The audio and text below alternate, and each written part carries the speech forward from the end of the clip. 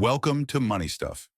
When history judges President Donald Trump's economic legacy, the trade war may go down as one of his most reckless and barbaric missteps. Cloaked in nationalism and bluster, his tariff-laden warpath against America's trading partners has not only sabotaged the U.S. economy, but destabilized the global order. What was billed as a strategy to make America great again has proven to be a grenade lobbed into the heart of the international economic system, with shrapnel hitting workers, farmers, businesses, and allies alike. This isn't policy, it's economic vandalism. Trump's obsession with tariffs is a throwback to a bygone era when economies were simpler and the illusion of self-sufficiency seemed attainable. But in a hyper-connected 21st century global economy, this is pure fantasy. Supply chains are global, markets are integrated. Slapping tariffs on foreign goods is not a show of strength. It's a sign of economic ignorance. By weaponizing trade, Trump has turned a tool meant for negotiation into a blunt instrument of economic self-harm. Steel and aluminum tariffs, American manufacturers suffered. Agricultural tariffs, farmers went bankrupt. Tech sanctions, U.S. companies lost access to key markets. In attempting to punish China and others, Trump punished his own people more.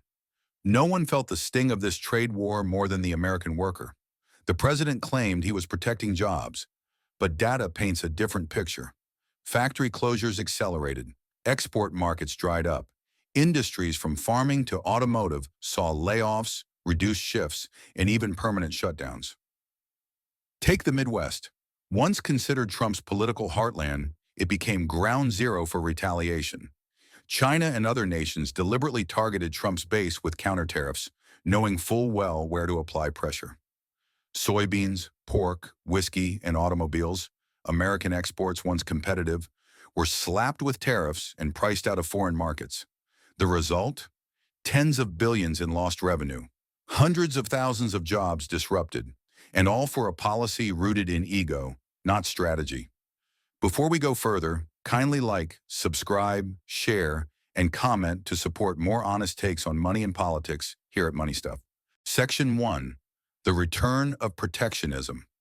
Since the 1990s, the U.S. has largely embraced globalization. But the new administration is rolling the clock back with a nationalist trade agenda designed to protect domestic industries. On paper, this sounds patriotic.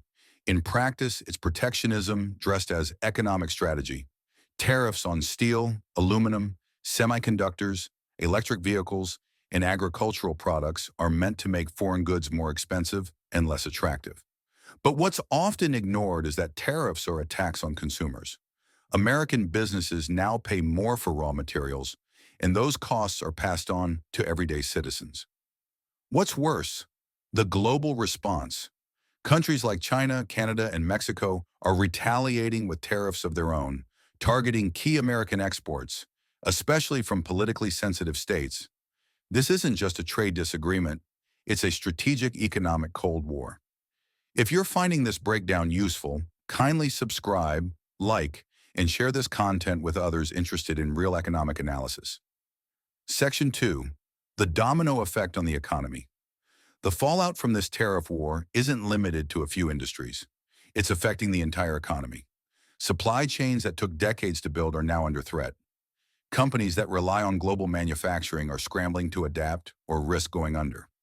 Jobs are on the line, especially in industries like agriculture, automotive, and tech. Farmers are seeing their products blocked from overseas markets. Car manufacturers are warning of plant closures due to increased input costs. Tech firms are rethinking hardware production as the cost of imported components spikes. Then there's inflation. As the price of goods rises due to import taxes, consumer spending slows down. Combine that with rising interest rates, and we're staring down the barrel of a slowdown, or worse, a recession. Don't forget to comment your thoughts and experiences if you felt the impact of rising costs or job instability. Also, like and share to keep this conversation going. Section 3. Wall Street reacts. Volatility returns. Markets hate uncertainty, and the president's erratic policy shifts have injected it directly into the bloodstream of Wall Street. One day it's a tweet about new tariffs. The next, a vague promise of a trade deal. The result? Market whiplash. The S&P 500 has seen increased volatility, with sharp drops following each new round of tariffs or retaliatory measures. Sectors like tech, manufacturing, and agriculture are underperforming. Investor confidence is wavering, and analysts are downgrading outlooks. And yet, amid this chaos, there's a glimmer of opportunity. If you're an investor watching this unfold, subscribe and comment below. What sectors are you watching in this climate? Section 4, Silver Linings for Investors. Here's where the tide turns. As prices fall and panic sets in, the market creates openings. Fundamentally strong companies are getting dragged down by fear, not by their financials. That spells one word for smart investors: discounts. This is classic Warren Buffett territory. Be greedy when others are fearful. During moments like these, long-term investors can build positions in companies that will bounce back when the dust settles. Also, some sectors could benefit in the medium to long term. Domestic producers of goods affected by import tariffs may see a rise in demand. Companies focusing on automation or reshoring supply chains could emerge stronger. In short, it's a shakeup, and in every shakeup, new leaders are born. If you believe in smart investing during chaotic times, then please subscribe, share, and let us know your stock watch list in the comments. Section 5, the bigger picture, politics versus economics. It's important to distinguish between political wins and economic realities. Tariffs may generate headlines and appease a portion of the electorate, but the damage to international relations and global economic balance can linger long after the administration changes. America risks losing credibility as a trade partner. Multinational companies may begin to look elsewhere for stability, and once trade trust is broken, it's difficult and expensive to rebuild. Still, this administration's moves may also accelerate necessary changes in U.S. infrastructure, domestic production, and energy independence.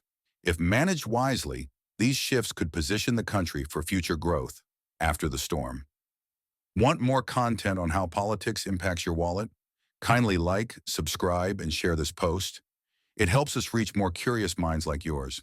Conclusion: a crisis, but not the end. The president's trade war, fueled by tariffs, tough talk, and strategic misfires, has put the American economy on edge. The costs are real: higher prices, job losses, supply chain disruptions, and a jittery stock market. This isn't the economic revolution that was promised. It's economic roulette. But history is full of moments like this.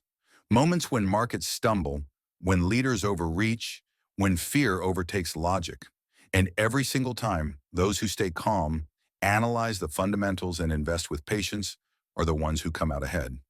The trade war may be a terrific mistake, but it's not the end. It's a detour. And for those with a long-term view, it's also a unique buying opportunity. Because when everyone else is selling, that's when wealth is built. If this article gave you value, don't leave without liking, subscribing, sharing, and commenting. You never know who else needs to hear this.